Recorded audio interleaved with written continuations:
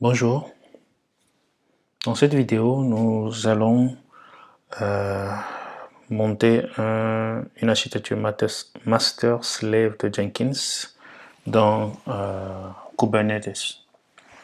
Donc l'objectif c'est de profiter des avantages de Kubernetes pour monter une architecture master slave parce que quand on a un Jenkins standalone, s'il se crache, bon, on aura des problèmes, il faut maintenir.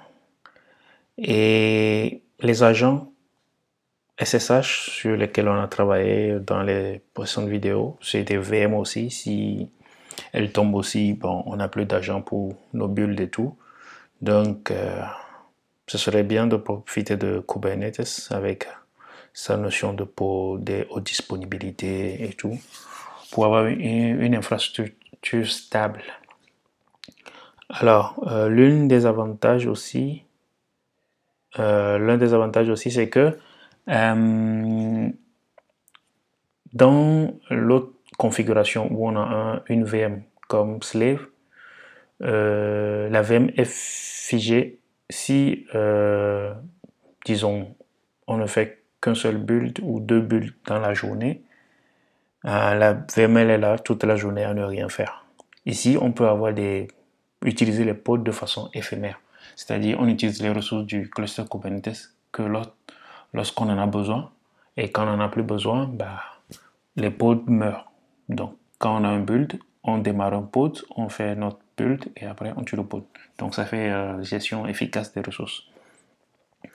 Alors, il y a deux façons de faire.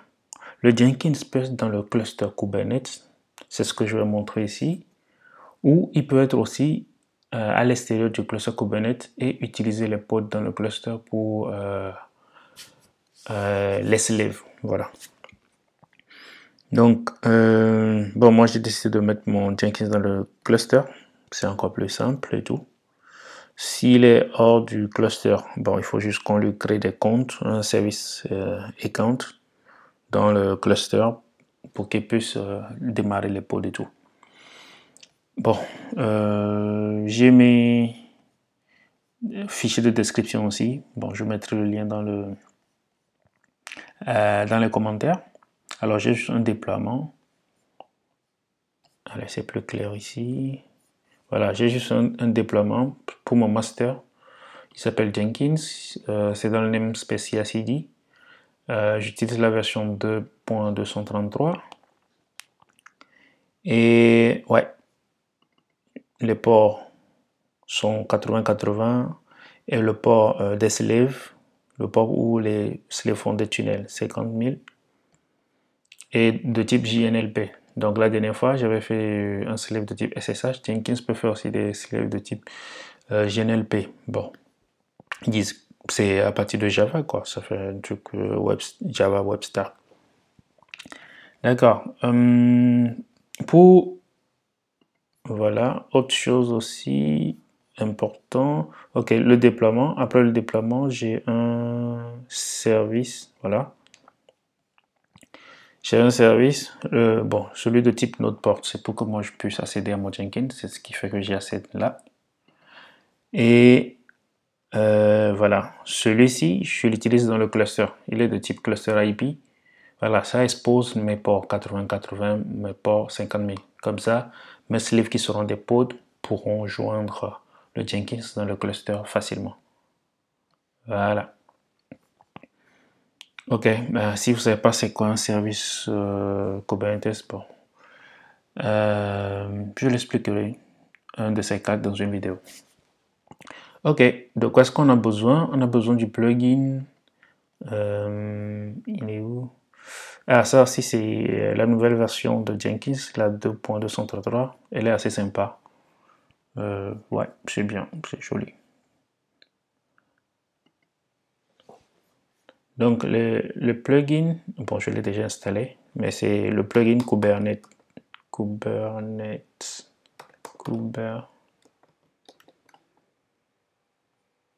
Voilà, il est là. C'est celui-là, donc c'est le plugin qu'il vous faut. Quand vous l'installez, Ce qu'il fait, c'est qu'il vous ajoute au niveau de la gestion des nœuds une option Configure Cloud. Bon, c'était pas ici avant, c'était dans les settings. Si vous avez une ancienne version, ce serait dans voilà, configuration système, mais dans la nouvelle version, c'est là. Ok, donc comment on appelle, les slaves de type cloud, vous en avez, vous pouvez utiliser aussi Docker pour le faire. Vous avez un plugin qui s'appelle Jenkins Yet. Voilà, Another Docker. Vous pouvez avoir la même chose, mais c'est juste que ce sera sur du Docker. Vous aurez des slaves Docker et vous pourrez provisionner de façon automatique des conteneurs là-bas pour faire vos builds. Donc c'est le même concept que je suis en train de développer dans cette vidéo, mais cette fois-ci c'est plutôt des pods. Ok. Donc si j'ajoutais, voilà, allez, on fait ça, j'ajoute ça. Disponible.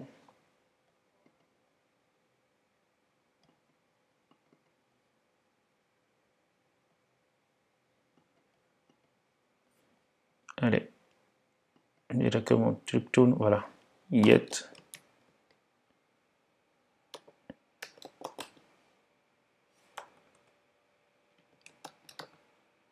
Ok. Ok, disponible plutôt.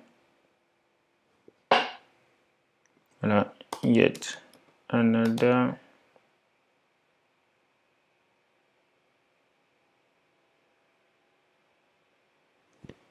Voilà, donc celui-là vous permet de faire des, voilà, c'est cloud, mais côté Docker. Bon, je l'installe. En attendant, je configure mon Kubernetes. Voilà. Ok. Ici, il faut que je fournisse les infos du cluster, à savoir l'URL de l'API Kubernetes. Et ça, pour l'avoir, c'est simple. Allez, je vais plutôt ici, c'est plus... Voilà, vous avez cette commande. kubectl cluster info. Quand vous le tapez, normalement, vous avez les infos de votre cluster. Voilà, donc mon cluster, voilà son info. L'URL de l'API, c'est ce que je renseigne ici. Bon, je n'ai pas besoin de vérifier les certificats. Voilà, si mon Jenkins était hors du cluster, ben, il m'aurait fallu créer le service account, le mettre dans le credential et le fournir ici. Donc, ici, on a besoin de donner l'URL de Jenkins. Alors, je l'ai configuré de façon globale, c'est pourquoi ça apparaît ici. Sinon, l'URL de mon Jenkins, c'est HTTP. Le nom du service que j'avais créé ici, j'ai créé un service, voilà, celui que je vous ai montré tout à l'heure, c'est son nom qui est là. Le nom constitue, disons, le sous-domaine, on peut dire. Maintenant, le port, c'est 8080. Et pareil, Jenkins, le même service, parce qu'il est encore là, il expose aussi mon port 50 000. Donc, c'est ce que je vais configurer ici. Bon, ici, par contre, c'est pas du HTTP. Voilà, 50 000. Ça, ce sont les configs du cluster Kubernetes. Maintenant, il faut que j'ajoute un pod, parce que dans Kubernetes, on a des pods. Ce sont des pods qui vont nous permettre d'avoir les slaves. Donc déjà, avant d'aller au pod, je peux tester ici si la connexion passe. Voilà. Il arrive à se connecter à mon cluster, à l'API surtout. Donc, on ajoute un pod template. Bon, je l'appelle Jenkins Slave. Dans le détail du pod template, on a le namespace dans lequel il va démarrer les pods. Bon, je vais le mettre dans CI/CD comme le Jenkins Master aussi, il est là-bas. Et dans mon pod, qu'est-ce qu'il va démarrer comme conteneur? Avant d'aller là-bas, je peux ajouter des labels ici. Je peux dire qui s'appelle Cloud. Ouais, K8S, quelque chose comme ça, slave. Comme ça, si je veux cibler ce slave, je pourrais le cibler. Donc pour le conteneur, parce que dans un pod il y a un conteneur, je lui dis aussi qu'il s'appelle Jenkins slave. Et il me demande l'image Docker qu'il va utiliser pour créer le pod. Donc c'est celui-là. C'est un slave Jenkins JNLP. Je le mets là. Et ici, bon, je peux lui dire d'utiliser le nœud autant que possible. Et j'ai des options pour lui dire est-ce qu'il garde le pod après qu'il ait fini de faire les builds ou pas. Donc si je lui dis de ne pas garder, ben, dès qu'il finit le build, il tue le pod. C'est de ça que je parlais tout à l'heure. Ça qui faisait qu'on a une gestion optimale des ressources. Donc si je retourne ici, je fais configuration, configure cloud. Cette fois-ci, je fais ajouter. Vous voyez, le Docker est là. Donc c'est le même concept. Vous ajoutez, voilà, les PI Docker, vous l'exposez, vous ajoutez des templates, vous voyez, c'est la même chose. Ok, maintenant que j'ai fini de configurer mon slave, allez, je vais dire au master de ne prendre aucun build. Je pense que je le lui ai déjà dit. Voilà, je lui ai dit 0. Donc, il va prendre aucun build. Je crée un job, test K8S. Bon, je vais faire un freestyle. Qu'est-ce que je vais mettre? Un script. Bon, je fais sleep. Je le fais attendre un peu 30 secondes. Et après, je fais un script shell encore. Je fais echo hello K8S.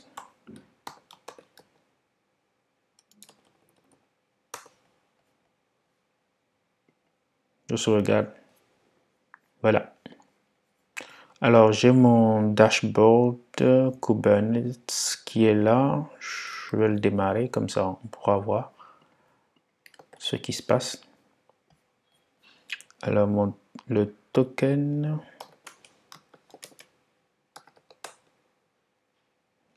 Voilà. Le token quelque part ici. Pour me connecter au dashboard.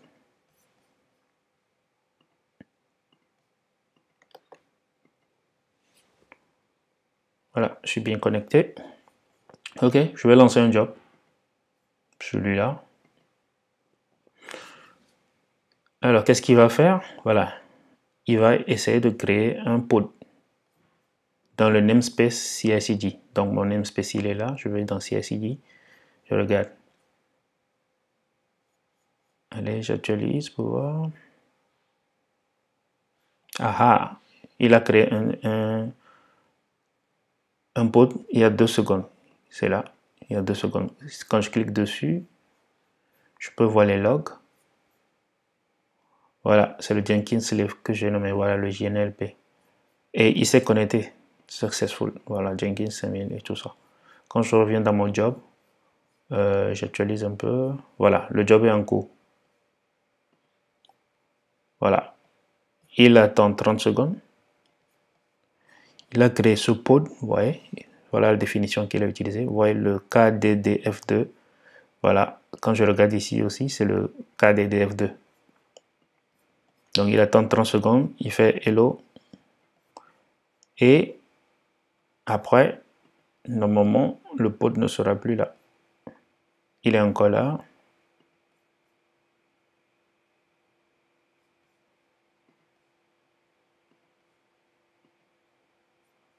Voilà, mon job s'est passé correctement. Et si je regarde, je pense que le pod ne doit plus être là. Administrer, gestion des nodes. Voilà, il n'est plus là normalement.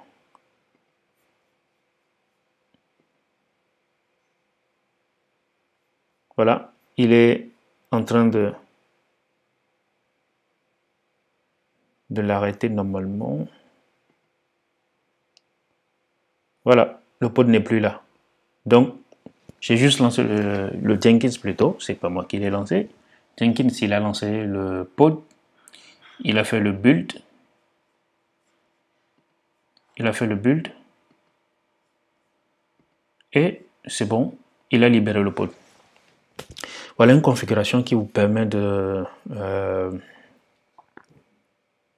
d'économiser vos ressources, de les utiliser de façon optimale, de profiter de la puissance de Kubernetes pour avoir des slaves et doper votre Jenkins, si je peux dire. Donc pour récapituler, il vous faut le plugin Kubernetes et après il vous faut configurer le plugin en mettant l'API, l'URL de l'API Kubernetes, fournir les URL d'accès au Kubernetes, à votre pod Jenkins, parce que les slaves, ils ont besoin de créer un tunnel avec le master. Ce tunnel, c'est sur le port 50 000. Voilà, c'est sur le port 50 000. Et ils ont besoin aussi d'ACT au 8080. Donc si votre Jenkins est dans le cluster et dans le même namespace, ben, un simple service suffit à configurer tout ça.